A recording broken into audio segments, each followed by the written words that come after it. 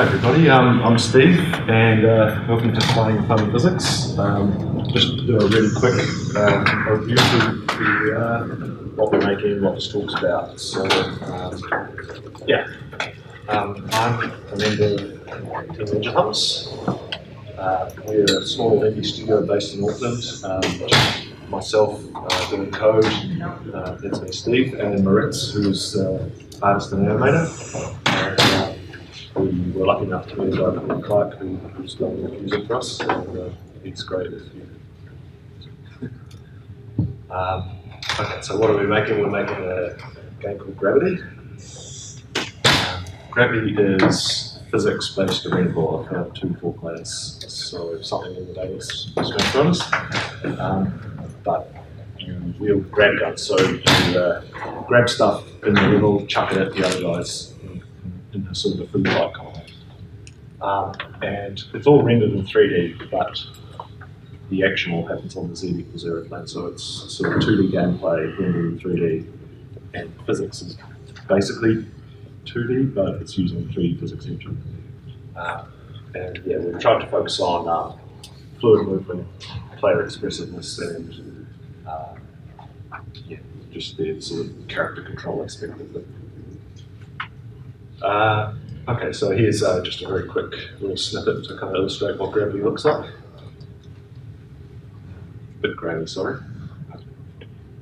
So you can see the guys jumping around, chucking stuff at each other, all very crazy and hectic.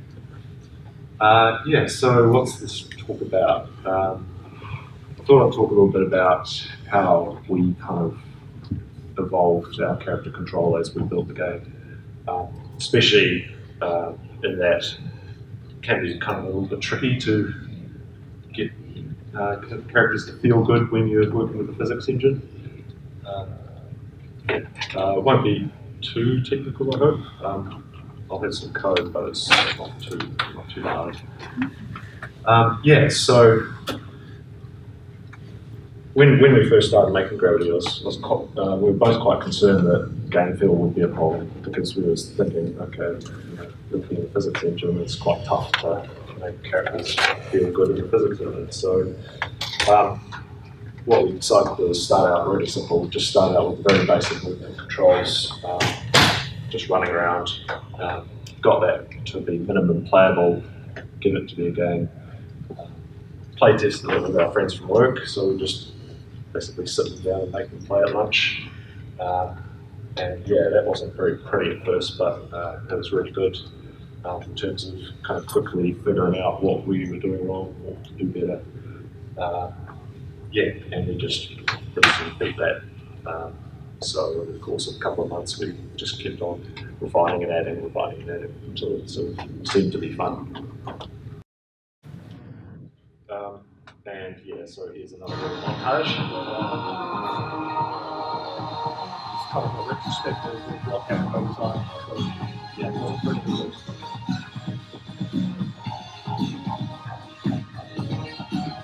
Slightly split up.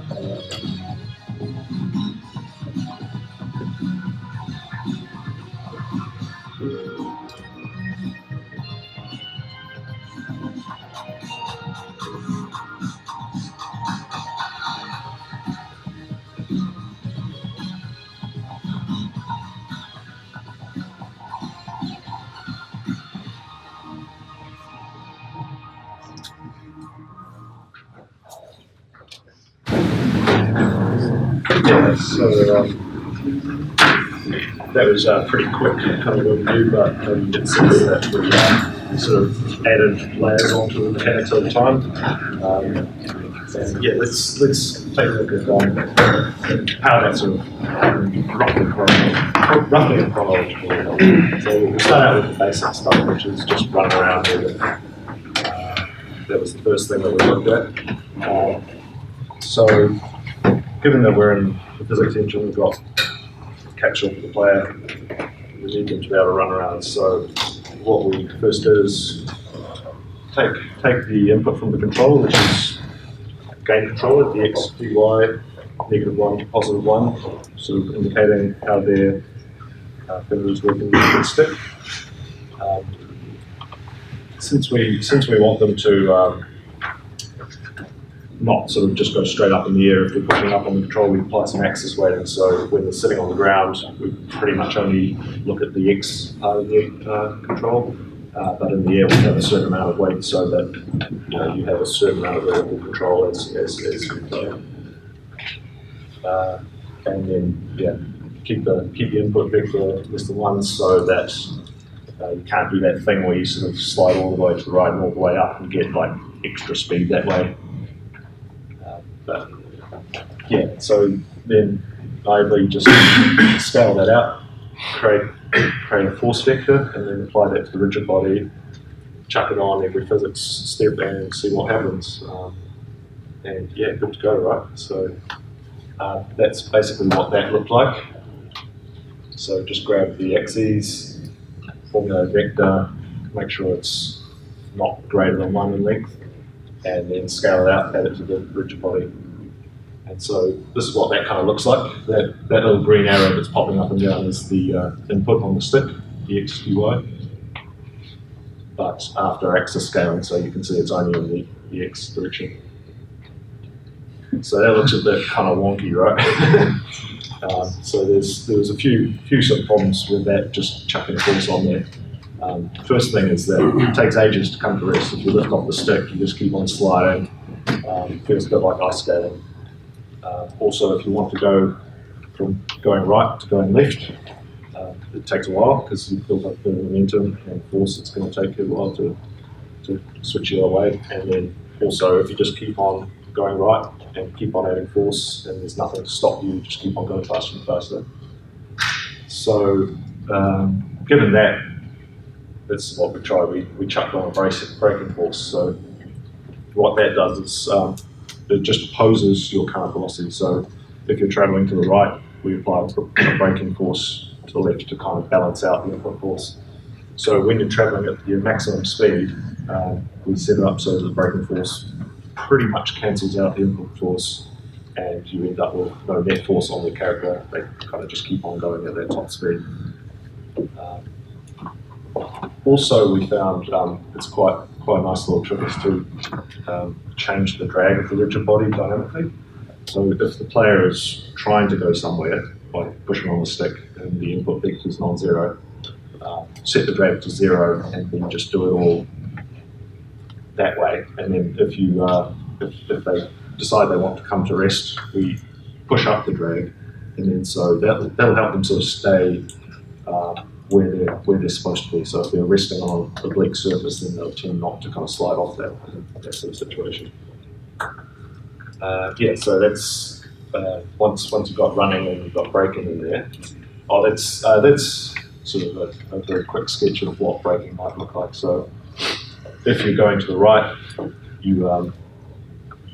you figure out sort of how much am I going to the right and how much that is as a fraction of my maximum speed, and then use that to create a braking vector in the other direction and scale that out. So you combine the input and the braking vectors. If they're both sort of around length 1 or less, then if you've got the maximum braking vector in one direction, maximum input vector in the other direction, they'll cancel out and you'll get no net force.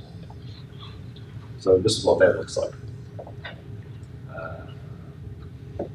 So it's probably a little bit tricky to see, but the input vectors heading to the right, you can see the red one being the braking vector kind of grows over time until they reach their top speed, and then it's balancing out. So this is slowed down just so you can see that, but at top speed you can kind of see that they can they'll come quickly to their top speed and stay at their top speed. They can quickly change direction, and then when you stop input, they come quickly to halt.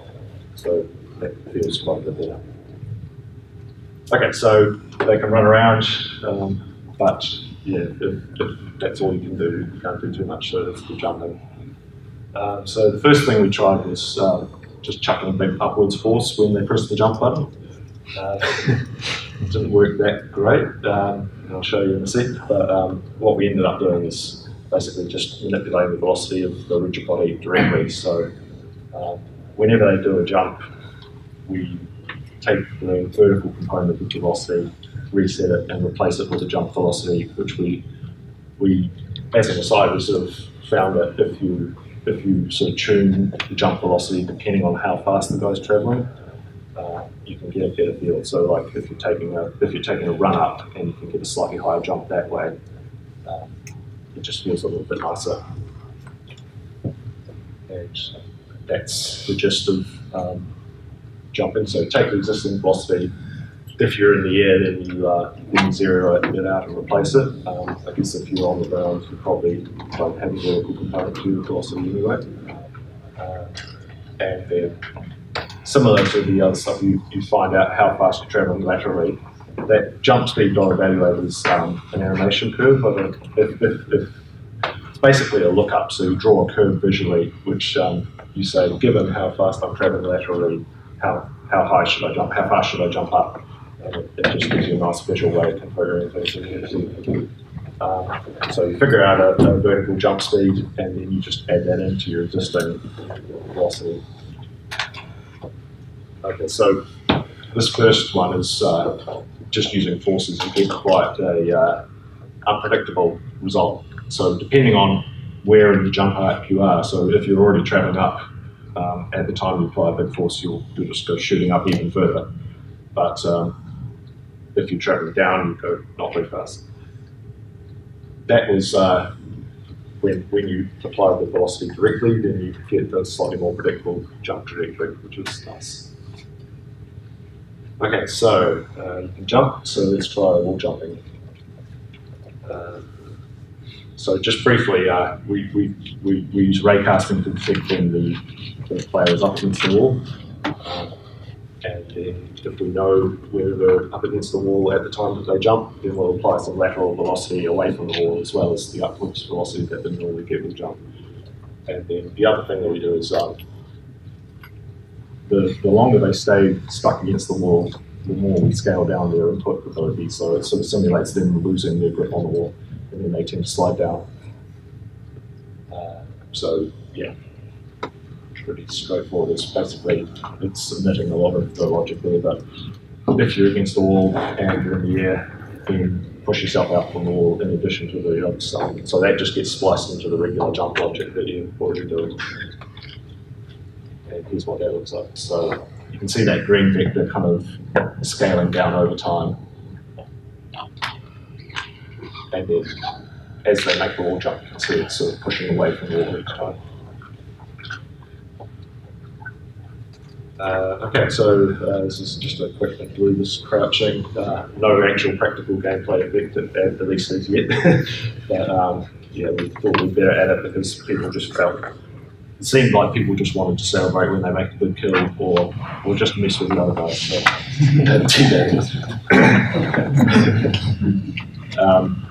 yep, so there's crouching. Okay, now we're on to more sort of aerial maneuvers. So you can run around, you can jump, but it's quite nice to be able to sort of maneuver in the air and give yourself a little bit more flexibility in terms of what you're doing. So we ended up adding a hovering mechanic.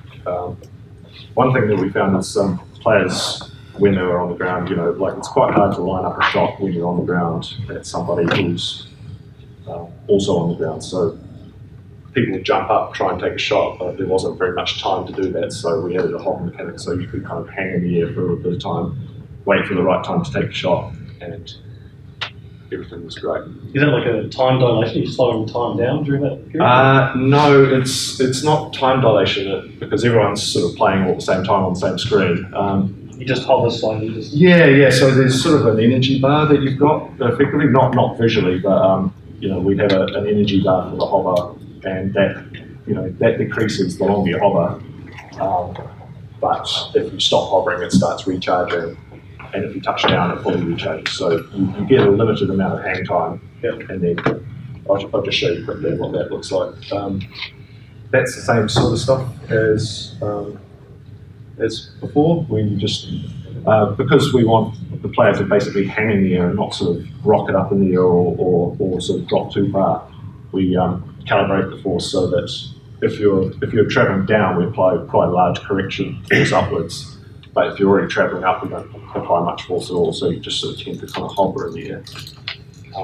Here's what that looks like. So the purple bar there is the hover, but over time the bar loses its energy. And then if you sort of pulse it, then it'll recharge a bit, and you can use that to kind of hang in the air for good amounts of time if you kind of get the knack of it. Dashing is another interesting mechanic. It can be used in the air but also on the ground. And the primary function of that is sort of to dodge incoming shots, but it can also be used for maneuverability. So the way that works is it increases your velocity briefly in the same manner as a jump, but we also briefly disable the brakes so that it takes away that constraint that brings the player to rest quickly, and then we bring that back in, and then you can only dash in kind of cardinal directions. You can't dash like dash. There's a cooldown between dashes, and we tried doing an up dash, but it felt kind of redundant with jumping. So in the end, we just allow you to dash laterally and down, but not up. So this is dashing. That's the yellow arrow. So it's a little bit hard to spot, but in real time you can't really see it. So I'll slow it down in a second. So you jump, you make your dash. The red arrow will disappear briefly. Get a large velocity burst, and then bring the brakes back in, and then business is normal.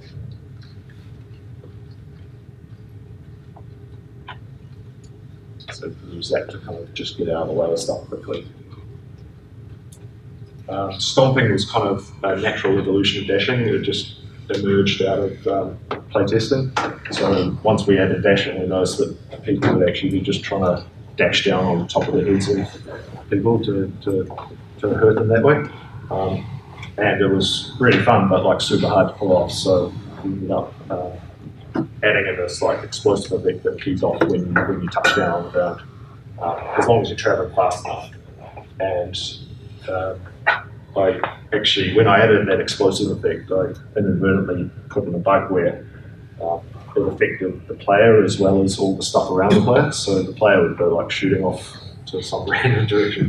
But it turned out to be really fun, so we actually ended up kind of keeping that, but we just translated it into a kind of an auto jump mechanic instead. So if you stomp and you're not traveling too fast laterally, then it just sort of jumps you back up in the air again. And so you get this quite nice sort of bouncy feeling. Here's a quick demo of that.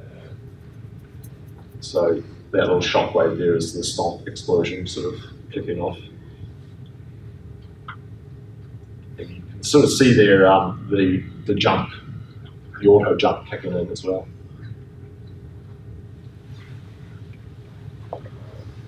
Cool, so yeah, so once you've got those kind of basic component aerial maneuvers, the nice thing is that players can combine those and just come up with their own ways of getting around. And I guess that's part of the sort of the fun mastery of controls. And once you sort of get the hang of it, you can get quite a bit of hang time using double jump, dash, hover, all that stuff. Right, so last but not least was grabbing and shooting. So that's actually really the core mechanic of gravity. Probably can't really go into too much detail, but yeah, in a nutshell, grabbing is you look around the player for nearby objects that might be good to grab.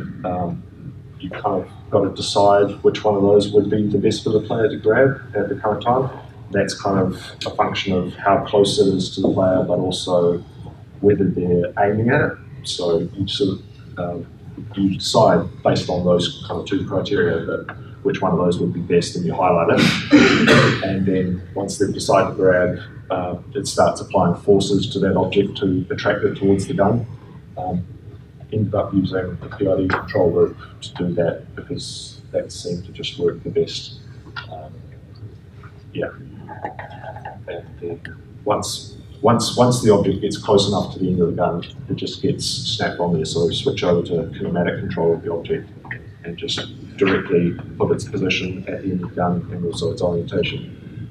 Then when they decide to shoot, unsnap it from kinematic, return it to being a regular rigid body, just apply a big velocity to it away from the gun, and also apply a certain proportion of recoil force to the player, which just feels nice. It sort of gives them the sense that they're really shooting.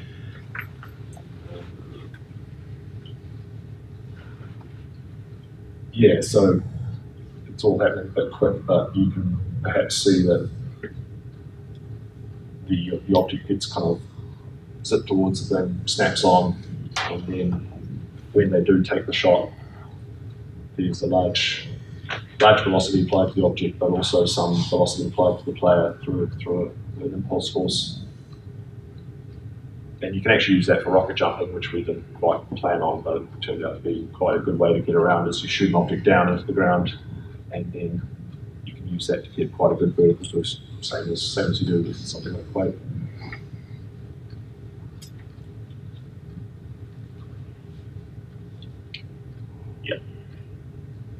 Yeah, and then just put all those things together, and hopefully, hopefully you get something which is easy to do, but tough to master. I guess we'll find out, but yeah, that's the idea. And yeah, as I mentioned, there's sort of quite a few little happy accidents. Blocking was probably the coolest one, where I didn't really think about it, but once you've got an object in your hands, you can use that to block incoming projectiles, and it adds quite a nice tactical element to the gameplay. So there's a sort of a timing aspect of, is this guy going to take a shot now? Should I hold on to it, or should I shoot it? Rocket jumping, as I mentioned. Bashing is just using, I didn't really talk about sprinting, but you can also have a sprint bar, which is similar to the hover bar. But you can sprint along the ground and then take a dash at the last minute and just plow through a guy. Stomping and bouncing, as I talked about, that was just pretty accidental, but it turned out to be quite fun. Yeah, if there's time, I'll just show a quick trailer of it all happening all at once.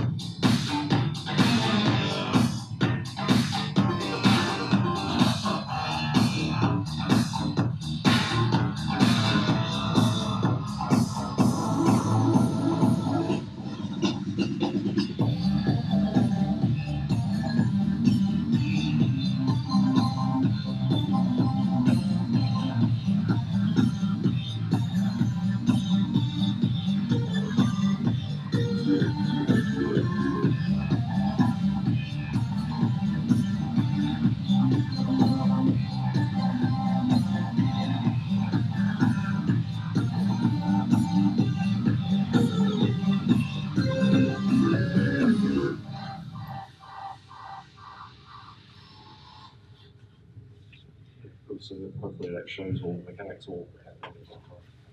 And cheers. Thank you.